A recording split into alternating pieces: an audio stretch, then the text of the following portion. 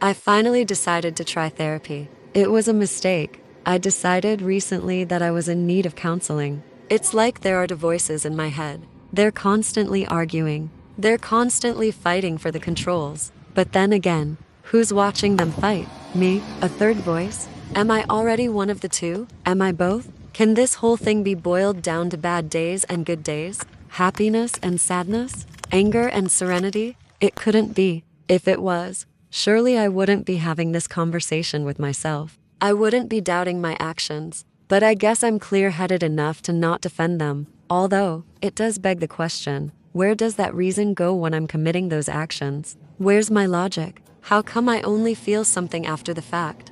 Those questions keep me up at night. My guilt keeps me up at night. That's why I decided to look into counseling. On one of those nights where my soul felt rotten, where one voice had left me alone in the dark with the other just long enough for it to convince me. But then, like clockwork, the other voice returned. Not in the form of thoughts, in the form of action. It was like a possession. There were no arguments. It was complete control. It's hard for me to stay away from them when I'm like that. I learn. I survey. I hunt. Sometimes I'll find them in a crowd. Other times they will have been pre-selected. By who? I'm not sure. It gets foggy when desire is involved. I'm not sure whether to blame myself or the voice. I only remember fragments after the deed is done. It's like a shroud is placed over that specific, microscopic part of my brain, like it's trying to protect me. But no matter how thick the wool is, the guilt remains. I never know why I feel it. At least, not fully. I just know that it makes me sick. It cripples me. I hide away from the world because the voice that commanded my hand flees from my mind. Sometimes both of them leave me alone. All alone, empty. Then one or the other shows up. One tells me I can stop.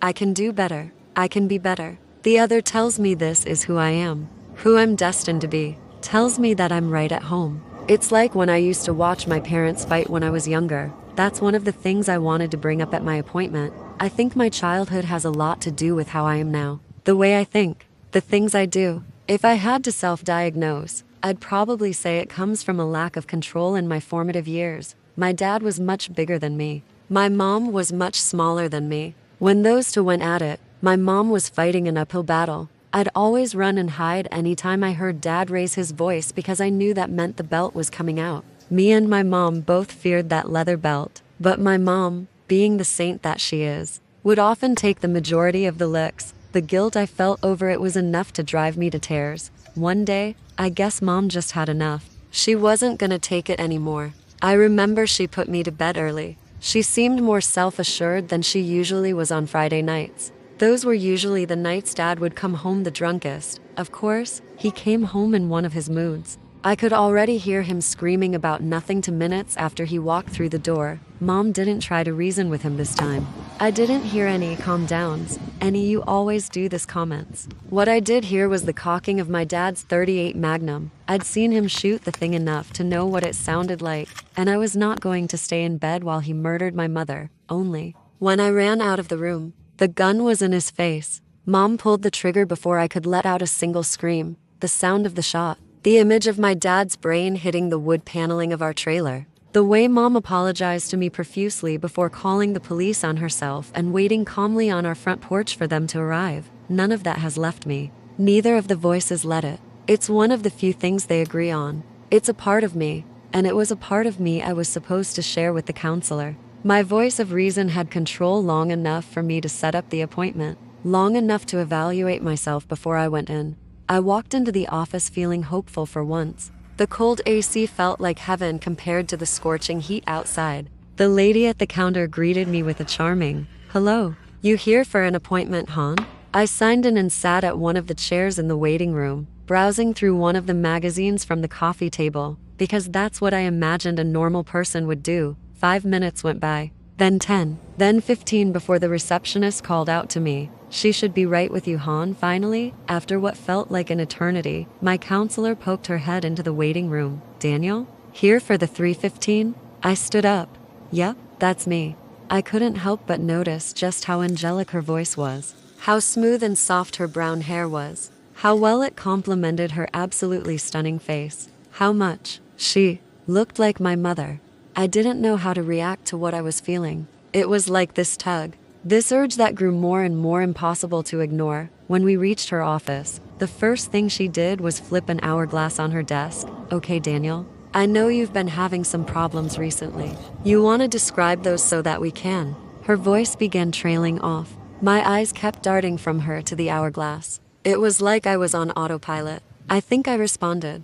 I think she kept talking. I know the sand kept falling. My mouth moved in response, but my thoughts never changed. She was the most gorgeous woman I had ever seen. I could see the love in her eyes as she talked to me. She looked so much like my mother. Part of me loved her already. Another part of me hated her. Hated her for what? She made me see. For how broken I am.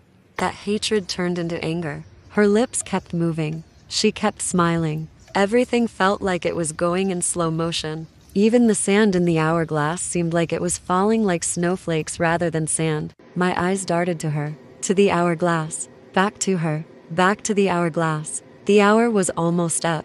Instead of making progress, all I felt was rage. My eyes darted to something new, a shiny pair of scissors and a pencil holder on her desk.